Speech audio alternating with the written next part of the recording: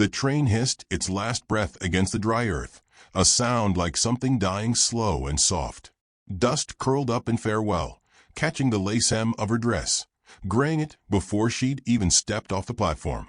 Eleanor Whitmore stood alone, her gloved hands wrapped tight around a worn carpet bag, her wedding bonnet tipped too fine for a place like this. The station was barely a shack. A tired horse swatted at flies. A boy no older than 10 watched her, like she was something between a ghost and a mistake. She did not meet his eyes. Not because she was proud, but because she was afraid if she did, she might not walk forward. The letter had said Arizona Territory. A name Taza. No photograph, no promises. Just a short, stilted note, written by someone else on his behalf. You will be safe. You will be welcomed. Bring what you need, but not too much. It hadn't said what to do if he didn't come. He was late. She waited under a sky so wide it made her feel hollow. Her corset pinched. Her boots ached. In Boston, there were bells and carriage wheels, polished shoes, and whispers behind gloves. Out here, only the wind whispered, and it carried no comfort. He arrived like a shadow cast early, tall, still. His horse moved before he did, dark and restless. The man was dressed in buckskin, his hair long and tied back with a leather cord. No hat, no greeting, just eyes, black, unreadable, watching her like he was trying to see through bone. You are Eleanor, he said, voice low as thunder behind mountains. Yes, she managed. Her throat felt dry. She touched the bonnet's brim as if to steady herself. And you're? He nodded once. Taza. It was not a moment out of stories. No smile. No lifted veil. No bouquet. Just the sun in her eyes, and a silence she didn't know how to fill. She waited for him to take her bag. He did not. Instead, he turned his horse and said quiet, "It's a half-day ride." She stared at the saddle, then at her own shoes. The dust had already swallowed the white trim. She lifted her skirt just enough to climb awkwardly behind him. They rode in silence. The land unfolded endlessly, flat plains giving way to red cliffs, brittle bushes, the smell of mesquite and sage. No signposts. No fences. It felt like drifting into the unknown on a raft with no oars. She tried once to speak. You live alone? A pause. Yes. No further explanation. His back was straight, his shoulders scarred. She saw that, beneath the worn fabric, the marks of knives, maybe claws. She wondered what had carved them. She wondered what had carved him. By late afternoon, they reached his home, or what passed for it. A small dwelling built into the rock wall of a canyon bend. Its front was shaded by a canopy of dried reeds. There was a fire circle, a water jar, a garden of herbs in cracked pots. It was not what she'd imagined. He dismounted, helped her down without touching her skin, only held her elbow briefly, like one might steady a bird before letting it go. This is your place now, he said. It startled her. Not my home. Not our home. Yours. Inside it was cool and dim. Clay walls. A cot, a table. The air smelled of smoke and lavender. She stood in the doorway a long time, unsure whether to cry or laugh. I was told, she began, but stopped. Who had told her what to expect? Stories? Other brides? Those women at the agency, smiling too wide, saying you'll find yourself there, dear. She didn't even know what finding herself meant anymore. He brought in her bag, placed it by the wall, then stepped back out into the sun like a man whose part was done. She followed him with her eyes, watched him gather wood, then sit beside the fire pit as if this day was no different than the one before. No kiss, no wedding meal, no warm welcome. Her stomach twisted. Perhaps it was better this way. She was not here for love. She was here because Boston had turned its back on her, because every door there had locked, because she needed a place far enough away for her past to unstick from her skin. Still, she had thought, hoped, that maybe there'd be something more than this wide silence between them. Night came fast. The canyon swallowed the sun like it had swallowed her words. He brought her a clay bowl with beans and corn. No fork, no spoon. She ate slowly, the food earthy and strange. He sat nearby, but did not speak. When she finished, she set the bowl down with a soft clink. It felt like punctuation in a story where no one had spoken a full sentence. "I don't expect anything from you," she said finally, her voice low. He turned, eyes on hers for the first time that day. "I know," he replied. And that was all. She slept on the cot that night with her corset loosened and her bonnet folded beside her. The stars watched through the open window, quiet as breath. In the early hours, before dawn, she woke to a strange sound. Not danger, just wind, weaving through stones, whispering like it knew secrets she hadn't learned yet. She rose, walked barefoot to the doorway. The air was cold, biting, but she stood there anyway, arms around herself, staring out at a land too old to care what lace she wore. Behind her, he stirred. She heard the rustle of a blanket, the soft creak of wood as he sat up. "You don't belong to them anymore," he said quietly from the shadows. She didn't answer, but something in her loosened. Not in love, not yet, but something else, an edge softening, a breath deepening. She had come here expecting a man who'd reach for her. Instead, she found one who waited. And in that stillness, something began. The days fell into rhythm, though not one Eleanor recognized. Time out here had no bells, no carriages, no invitations. Only the scrape of stone, the hush of wind through canyon bends, and the soft thud of Taza's boots against dry earth.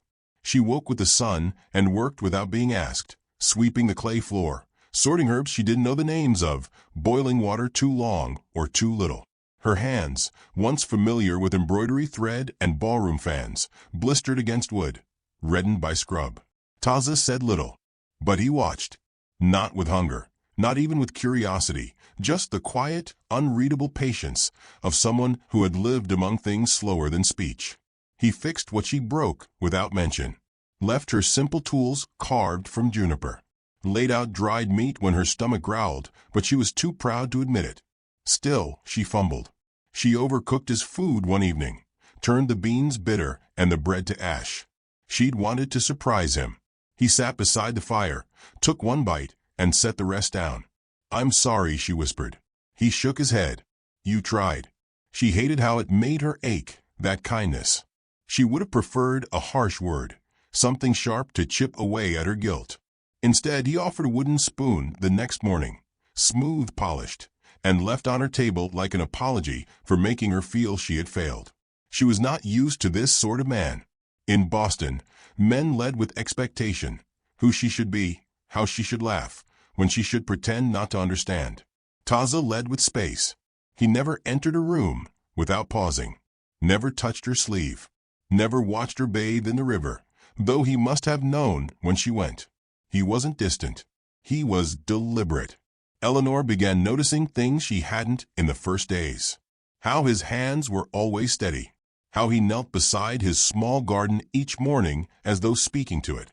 How he tied every bundle of herbs the same way, 2 knots, then tucked under like a promise. But what she noticed most was that she felt safest when he said nothing.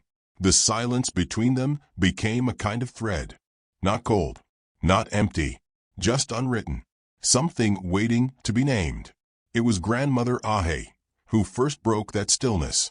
She arrived one morning as if summoned by the shift in air, small, bent-backed, her silver braid hanging like moonlight down her spine. Taza bowed his head to her. Eleanor stood straighter than she had in weeks. "You're thin," the woman said, frowning at Eleanor's wrists. "And your eyes look tired." I suppose that's true," Eleanor replied. Grandmother Ahe didn't ask permission. She stepped into the dwelling, looked around, then sat near the hearth as if she'd never left it. "I've come to see what kind of bird my nephews brought home," she said. "You're pale as driftwood, but your spine's not soft." "I'm not sure if that's a compliment." "It is," the woman grunted. "But don't smile yet. We'll see if it lasts." She stayed for 3 days. In that time, Eleanor learned more about Taza from watching the two of them than from anything he'd said directly. He deferred to his aunt, not with obedience, but with a sort of reverence. When she scolded him for forgetting to fetch certain roots, he bowed his head, then corrected it.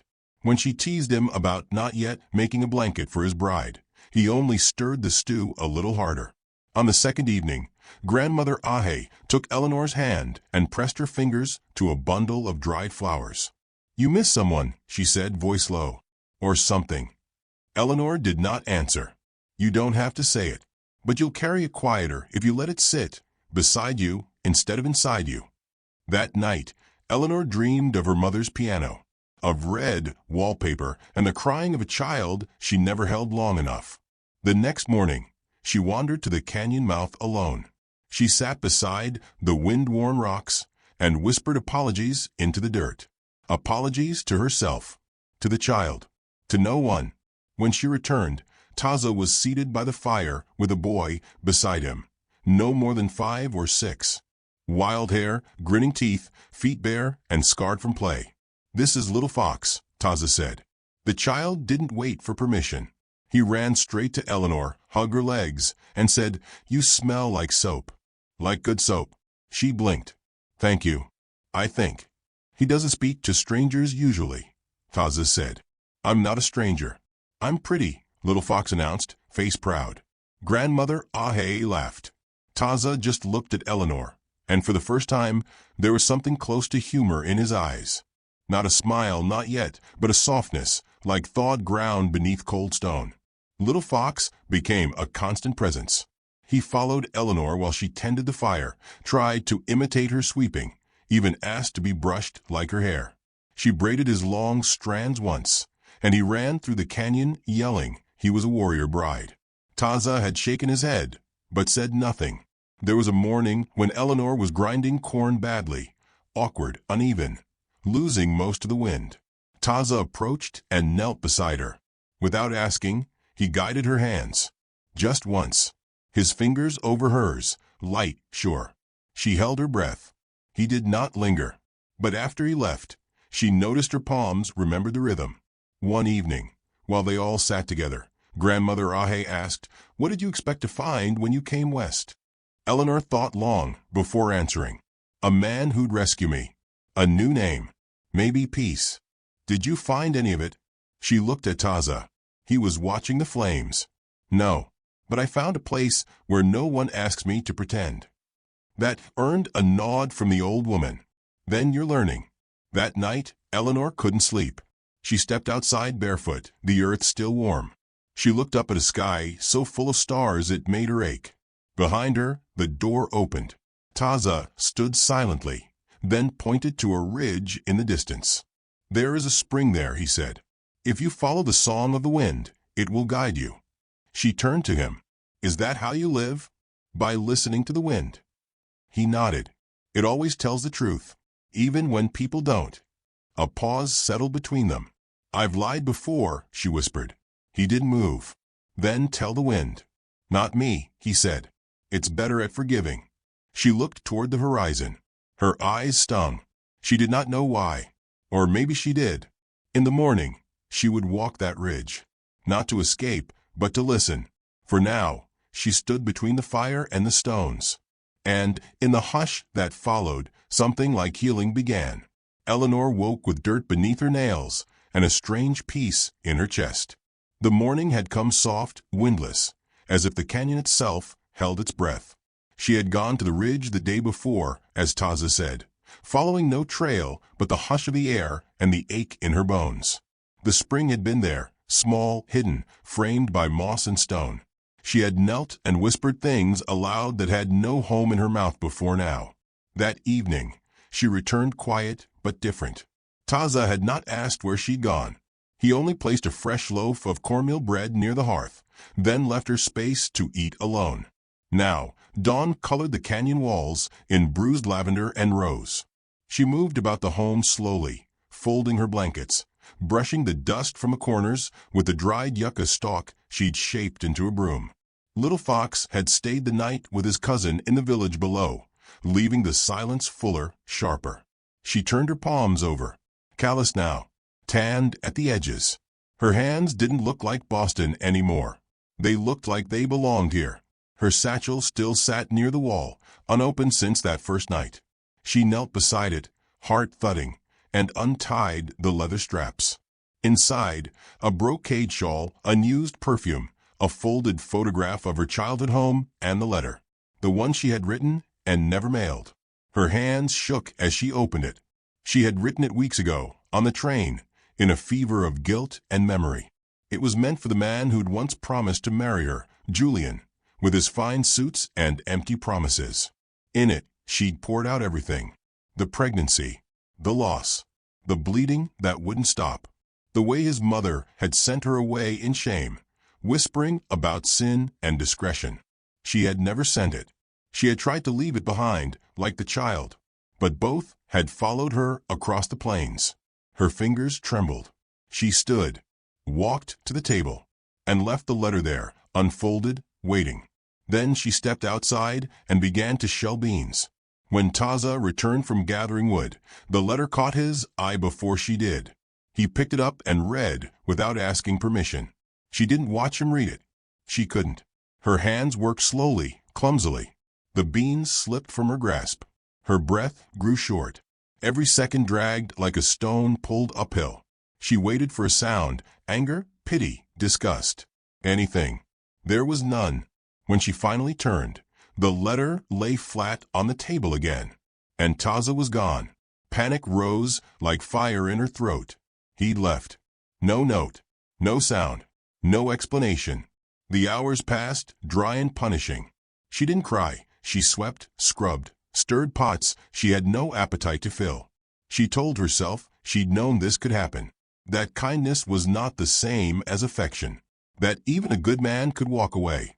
By sundown, her heart had folded in on itself like a paper flower dropped in flame. Then hooves. She froze.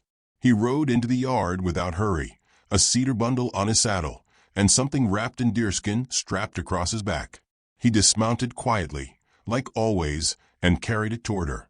She stood in the doorway, shoulders square, spine tight. He met her eyes, said nothing. Then, gently, he unwrapped the bundle. Inside was a cradleboard, carved from softwood, lined with sage and rabbit fur. The slats were shaped like petals, and the top curved in a gentle arch, like a question mark turned skyward. Her knees gave out before she meant them to. She sank to the earth, tears burning. I don't understand. It's not to be used, he said softly, kneeling beside her. It's to be remembered. She looked at him. Why would you do this? He was quiet for a long time. Then, because your grief deserves shape, and your child deserves a place. Her throat tightened. I was told never to speak of it again, that it would shame the family. He tilted his head. Your sorrow is not shame. The wind passed over them, warm and full. She touched the cradleboard with both hands, bare, open, trembling. The wood smelled of cedar and smoke. It was the most beautiful thing anyone had ever given her. She leaned forward, resting her forehead against it. I buried her in Boston, she whispered. They didn't let me see her after. She was too small, too blue. The midwife said I should forget. Taza did not speak, but his presence was steady, anchoring. I tried, she added. I thought if I kept moving west, it might stop hurting. It won't, he said. But now the hurt has a place to sleep. They sat like that until the moon rose, pale and wide. Later, when the fire had burned low, she placed her wedding ring inside the cradleboard. It didn't shine anymore, but it carried memory. She set it there like a seed, like something buried that might grow. That night, she did not sleep alone, not in the way people meant it. He still stayed across the room, respectful of distance. But she felt his gaze now not as surveillance, but as a tether, not to trap her, but to remind her she was seen. As dawn approached, she watched the stars fade behind the cliffs and whispered a promise. To her daughter, to herself, to the air. She would not run again, not from memory, not from silence, and not from the slow, steady man who had carved her grief into something sacred. The air softened in the weeks that followed, though nothing outward had changed. The same red cliffs rose around them, the same sun carved deep lines in the stone. But the space between Eleanor and Taza grew gentler, like a thread stretched taut slowly learning it would not break. They began to work side by side without needing to speak. She gathered herbs now with steadier hands, sorting them by scent instead of guessing at shape. He taught her to listen for the sound of roots being pulled too soon, how the plants would protest, almost inaudibly, when rushed. She wondered how long it had taken him to learn that. She wondered how long it would take her to learn him. They shared meals, now, not just proximity. When she ladled stew into his bowl, he nodded once and said her name, not as a question, but as a rhythm. She found herself repeating it later, alone, savoring how it sounded here, stripped of Boston's formality. The first time he touched her hand was accidental. She dropped a clay jar. He reached down at the same moment. Their fingers brushed. Neither moved for a breath too long. Then he withdrew, slow and deliberate, as though the smallest gesture still mattered. She did not blush. Instead, she looked up at him and saw something shift in his gaze, approval, perhaps, or simply presence. He had not left again since the cradleboard. One evening, as dusk settled like silk across the canyon, they sat near the fire. Little Fox had fallen asleep mid-sentence, curled beside Eleanor's leg. His small chest rose and fell like a lullaby. Taza leaned back on his elbows and said, "You walk softer now." She smiled. "I listen more." "It suits you." The silence between them was no longer empty. It was shared, woven, but not everyone welcomed it. The next morning, 3 riders came from town. They were not lawmen, not exactly, but they wore that same smirk, the kind that believed itself in the right simply because it had survived long enough to ride high and speak loud. One of them dismounted first, a thin man with a crooked tooth and a jacket too fine for desert heat. "Well," he drawled, "ain't this the bride they said ran off with a savage?" Eleanor's spine straightened. Her hand rested instinctively on the smooth edge of the doorframe. She said nothing. Another man stepped forward, older, red-faced, with tobacco-stained teeth. "Didn't think we'd find you out here. Boston's a long ride from the rocks." Taza stood between them and the doorway. His stance was relaxed, but no one mistook it for weakness. He didn't speak. He didn't have to. The first man squinted at him. "She yours, then?" Still, Taza said nothing. "She's not stolen," Eleanor said calmly. "And I'm not lost." The third rider snorted. "Did he tell you that, or did you decide it yourself after the wedding night?" A flicker of something hot rose in her, but she kept her voice level. "There was no wedding night." "Not as you mean it." That unsettled them, made them laugh awkwardly, as though the joke had shifted shape. The red-faced one said, "Back east, they're still looking for you. Julian's mother's stirring every nest. Claimed you went mad." Eleanor met his gaze with the calm of someone who had already passed through fire. "I am not mad. I am not married to Julian, and I have nothing left in Boston but silence." The man stepped closer, too close. Still, folks back home might pay handsomely for a good story, especially one where the girl comes back tamed. Taza stepped forward then, slowly, deliberately. The space between him and the man shrank like a closing door. "She does not belong to you," he said. There was no violence in his tone, but the canyon itself seemed to echo him. "She doesn't belong to me either," he added. "But I am hers if she'll have me." The riders scoffed, muttered curses, but did not press further. There was something in Taza's stillness that unsettled even the cruelest tongue. They turned, eventually, and rode out, kicking up dust with every step. Eleanor didn't speak until their hoofbeats had long faded. "Do you think they'll come back?" she asked. Taza didn't answer immediately. "Maybe. But they'll come differently." She nodded. "Thank you." He looked at her then, long and steady. "You don't owe me for standing beside what is already right." That night, she sat with Grandmother Ahe, who had returned earlier that week with a basket of wild carrots and news of spring. "You did not tremble," the old woman said as she stirred herbs into tea. "Good. I was afraid," Eleanor admitted. "But not of them.